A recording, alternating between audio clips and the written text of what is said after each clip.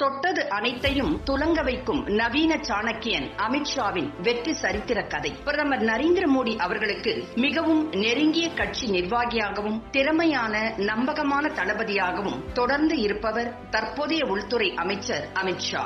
முதலாக 2014ஆம் ஆண்டு நரேந்திர மோடி அவர்கள் பிரதமர் ஆனதும் தான் வகித்து வந்த அகில இந்திய பாஜக தலைவர் பதவிக்கு அமித்ஷாவை சிபார்சு செய்தார் பிரதமர் மோடி. கட்சி தலைவராக 5 ஆண்டுகள் பணியாற்றிய அவர் சென்ற 2019ஆம் ஆண்டு ஏப்ரல் மாதம் நடைபெற்ற நாடாளுமன்ற தேர்தலில் பாஜக அபார வெற்றி பெற்ற பிறகு மோடி 2ஆம் முறையாக பிரதமர் பொறுப்பேற்க இவர் உள்துறை அமைச்சரானார். கட்சியின் மூத்த நிர்வாகி ஜே.பி. நட்டா அடுத்த தலைவராக பதவியேற்றார். தலைமை பொறுப்பு ஏற்றதும் கட்சியை பலப்படுத்த நாடு முழுவதும் புதிய உறுப்பினர்களை சேர்த்தார். தான் பதவிக்கு வந்த முதல் 8 மாதங்களுக்குள், அதாவது மார்ச் மாதம் 2015க்குள் நாடு முழுவதும் 10 கோடி உறுப்பினர்களை சேர்த்தார். அவரது வேகமான செயல்பாட்டை அன்றே கட்சியினர் பார்த்து பெருமைப்பட்டனர். 2014-16ஆம் ஆண்டுகளில் மகாராஷ்டிரா, ஹரியானா, ஜம்மு காஷ்மீர், ஜார்க்கண்ட் மற்றும் அசாமில் சட்டமன்ற தேர்தல்கள் நடைபெற்றன. பாஜக தேர்தல் பொறுப்பை ஏற்ற அவர் மதியூக வியூகங்களை அமைத்ததன் விளைவாக பாஜக முதலாக மகாராஷ்டிரா, ஜம்மு காஷ்மீர், அசாம், ஹரியானாவில் ஆட்சி அமைத்தது. இதில் காஷ்மீர் மற்றும் அசாமில் பெற்ற வெற்றி வரலாற்று சிறப்பு மிக்கதாகும். பெரும்பான்மை முஸ்லிம்கள் மிகுந்த மாநிலங்களில் பெற்ற இந்த வெற்றிக்கான காரணம் முழுவதும் அமித்ஷாவையே சாரும்.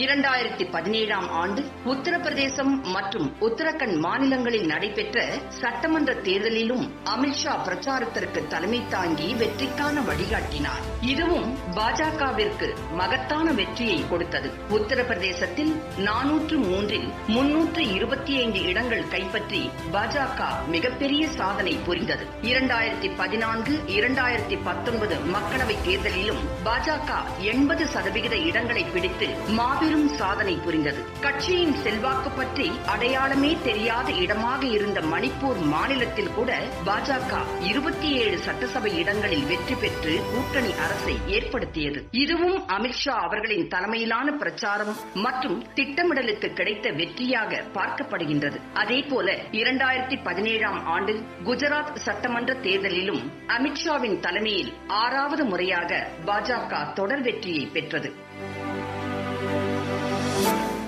அதே 2017ஆம் ஆண்டு பொதுத் தேர்தலிலும் இமாச்சல பிரதேச சட்டமன்ற தேர்தலின் போது தனது தலைமையில் காங்கிரஸை தோற்கடித்தார். 2018இல் இடதுசாரிகள் 30 ஆண்டுகளாக ஆட்சி புரிந்து வந்த வடகிழக்கு மாநிலமான திரிபுராவில் 2 ஆண்டுகளில் கட்சியை வேரூன்ற வைத்து 3/2 பங்கு பெரும்பான்மையுடன் பாஜக முதன்முறையாக வென்றது. கம்யூனிஸ்டுகளின் இரும்பு கோட்டையாக திகழ்ந்த திரிபுராவை பாஜக வென்றது. இன்றளவும் அமித்ஷாவின் திறமையை பேசுவது உள்ளது.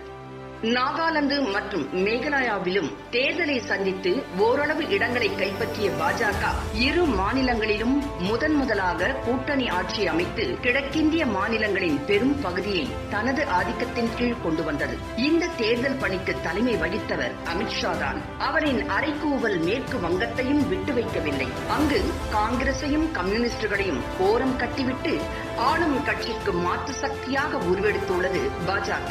சென்ற நாடாளுமன்ற தேர்தலில் முதலாக 17 இடங்களை கைப்பற்றி காட்டியது. வரும் சட்டசபை தேர்தலில் மம்தா ஆட்சியை தோற்கடித்து ஆட்சியை பிடிக்கும் நிலையில் இன்று பாஜக உள்ளது என்பது குறிப்பிடத்தக்கது. ரூபாய் நோட்டு மதிப்பிழப்பு, ஜிஎஸ்டி இவற்றால் பொருளாதார மந்தம் என கூறி எதிர்க்கட்சிகளும் அவர்களுடன் கைகோர்த்து ஊடகங்களும் சிறுபான்மையினரும் பிரதமர் நரேந்திர மோடி அரசு குறித்து பொய் பிரச்சாரத்தில் ஈடுபட்டனர். அந்த பிரச்சாரங்களை தவிடு பொடியாக்கி 2019ஆம் ஆண்டு இந்திய பொதுத் தேர்தலில் பாஜகவை மீண்டும் வெற்றியை நோக்கி அழைத்துச் சென்றார். 543 மக்களவை தொகுதிகளில் 312 இடங்களை பெற்றுத் தந்து பாஜகவின் வெற்றிக்கு சூத்திரதாரியாக அமித்ஷா பார்க்கப்பட்டார். கேரளாவில் ஐயப்ப பக்தர்களுக்கு நேர்ந்த சம்பிரதாயம் தொடர்பான பிரச்சனைகளை கையில் எடுத்த அவர் பாஜக சார்பில் மாபெரும் ஆர்ப்பாட்டங்களை செய்தார். அதன் மூலம் அந்த மாநிலத்தின் மொத்த வாக்குகளில் குறைந்தபட்ச காலத்தில் 16% பெற்று 3வது சக்தியாக நிலைநிறுத்தி உள்ளார். 2 ஆண்டுகளில் கட்சிக்கு ஒரு கிடுகிடு வளர்ச்சி அளித்து தெலுங்கானாவிலும் காங்கிரஸையும் தெலுங்கு தேசத்தையும் குப்புற கவிழ்த்து அந்த மாநிலத்தின் முடிசூடா மன்னனாக கருதப்படும் சந்திரசேகருக்கு சவால் விட்டு அவரது மகளை முக்கிய தொகுதியில் தோற்கடித்ததுடன் அந்த மாநிலத்தில் தனது முதல் முயற்சியிலேயே 4 மக்களவை இடத்தை பிடித்தது பாஜக. இதற்கும் பாதையை அமைத்தவர் அமித்ஷா தான்.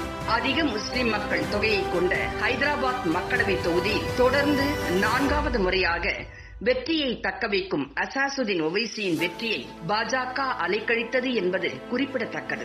அமித்ஷாவின் சாணக்கியத்தனத்தால் அங்கு இனி ஒவைசியின் வெற்றி கடினம் என்பதை பாஜக நிரூபித்துள்ளது. இதற்கு காரணம் அங்குள்ள இந்துக்களை ஓரணியில் திரளச் செய்த அமித்ஷாவின் சூத்திரம்தான். 18 ரோட் ஷோக்கள், 161 பொதுக்கூட்டங்கள் மற்றும் 1500க்கும் மேற்பட்ட பாஜக தொண்டர்கள் கூட்டங்களை மக்களவை தேர்தல் வெற்றிக்காக நடத்தி காட்டினார். இவை எல்லாவற்றுக்கும் காரணம் கட்சி நிர்வாகத்தை தனது தலைமை காலங்களில் இவர் நவீனப்படுத்தியதுதான். தொண்டர்களுக்கும் தலைமைக்கும் இடையே உள்ள நெருக்கத்தை அதிகப்படுத்தினார்.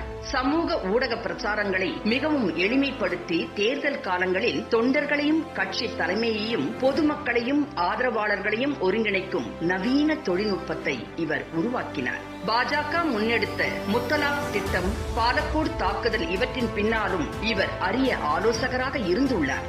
அவர் உள்துறை அமைச்சரான பிறகும் ஜம்மு காஷ்மீர் சிறப்பு அந்தஸ்து நீக்கம், அயோத்தி பிரச்சினைக்கு நிரந்தர தீர்வு, குடியுரிமை திருத்த சட்டம் இவற்றை நிறைவேற்ற இவர் பிரதமர் மோடியின் பின்னால் ஒரு துணையாக இருந்ததை எந்த சாதாரண கட்சி தொண்டனாலும் எளிதில் மறந்துவிட முடியாது. அவர் தொண்டர்களால் மட்டும் அல்ல, பொதுமக்களாலும் எதிர்க்கட்சிகளாலும் கூட நவீன கால சாணக்கியா என்று அழைக்கப்படுகிறார். பாஜகவின் முன்னோடிகள், இந்து அமைப்புகளின் முன்னோடிகள் கண்ட கனவான வலிமையான இந்தியாவை அரசியல் ரீதியாக செய்து காட்டி வரலாற்றில் இடம்பெறுகிறார் அமித்ஷா.